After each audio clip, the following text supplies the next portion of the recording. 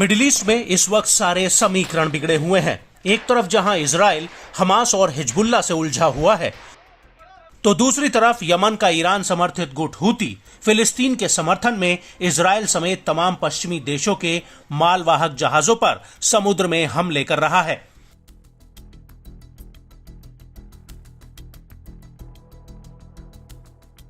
और इस सब बवाल के बीच ईरान हमास, हूती और हिजबुल्लाह को हथियारों की फंडिंग के साथ साथ अपने आप को मजबूत करने में लगा हुआ है।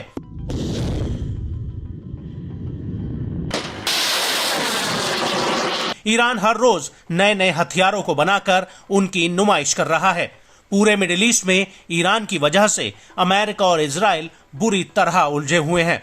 और अब इसी कड़ी में ईरान ने एक और ऐसा ऐलान किया है जिससे अमेरिका की मुश्किलें बढ़ सकती हैं। दरअसल ईरान ने अपनी नौसेना को 42 नए घातक हथियार सौंपने का ऐलान किया है, जिससे मिडिल ईस्ट में ईरान की ताकत और बढ़ जाएगी। आपको बता दें कि हाल ही में बंदर अब्बास तटीय शहर में एक कार्यक्रम हुआ था। इस कार्यक्रम में ईरान के army commander major general Abdul Rahim Mousavi गए थे और उनकी मौजूदगी में ईरान ने अपनी नौसेना को कई वाहक, नाव, बारूद हटाने वाले हेलीकॉप्टर और होवरकॉप्टर सौंपे हैं। ईरानी सेना को शहद विध्वंसक, नौसैनिक ड्रोन, रडार, लड़ाकू हथियार और एयर डिफेंस मिसाइलें दी गई हैं। इसके अलावा बड़ी संख्या में क्रूज मिसाइलें, इलेक्ट्रिक टॉर्पीडो, 3 प्रकार की स्मार्ट नौसैनिक खदानें, घरेलू तोप, प्रोजेक्टाइल, मिसाइल गाइडेड सिस्टम और पानी के नीचे चलने वाले हथियार दिए गए हैं।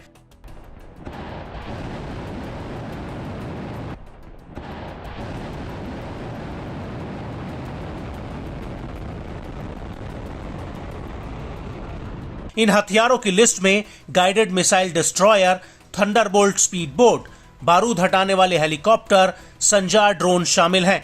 इसके अलावा ईरानी सेना को 16 ऐसे नए उपकरण मिले हैं जो अपने आप में बेहद ही ताकतवर हैं। इनमें रक्षात्मक सैन्य उपकरण, समुद्री सेंसर, पानी के नीचे और ऊपर टेलीफोन प्रणाली, ऑक्सीजन बनाने वाले उपकरण, जैमिंग और सर्विलांस सिस्टम, वायर टैप और इंटरसेप्शन सिस्टम शामिल हैं। वहीं दूसरी तरफ इस कार्यक्रम के दौरान ईरान के कमांडर मोसावी ने एक बड़ा बयान भी दिया है। उन्होंने अपने बयान में कहा कि ईरान के सशस्त्र बल विरोधियों पर पूरी खुफिया प्रभाव के साथ किसी भी जरूरी स्तर पर देश के राष्ट्रीय हितों की रक्षा के लिए तैयार हैं। हम इस रास्ते पर हैं। वे देश की मिट्टी और इस्लामी क्रांति के आदर्शों से रत्ती भर भी पीछे नहीं हटेंगे।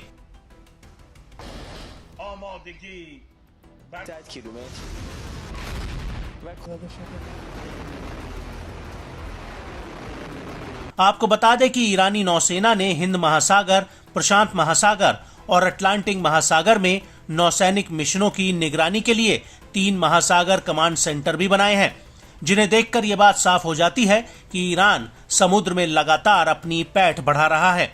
और इसी वजह से नवंबर 2022 में ईरान के सुप्रीम लीडर ने अंतर्राष्ट्रीय समुद्र में ईरान की ताकत और मजबूत करने पर जोर दिया था, जिसके बाद से ही ईरान लगातार बड़े बड़े नेवल हथियार बनाने में लगा हुआ है।